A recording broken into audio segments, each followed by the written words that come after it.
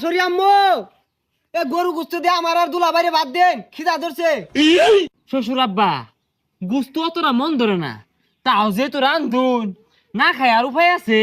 মাত্র একটা গরু কুরবানি দিছুন, খায় কিন্তু তোমরা ফিরতে হয়েছে না।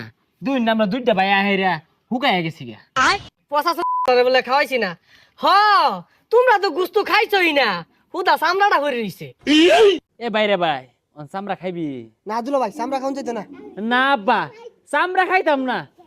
ওই যে আব্বা মুরুখটা ধরবা আছে, ধরুন নাকি ধরে যাবো রুন। দুলা ভাই শাশুড়ি আমার কই মুরুকটা দেশি আলু করে ঝুল ঝুল মাখু মাখু মারু।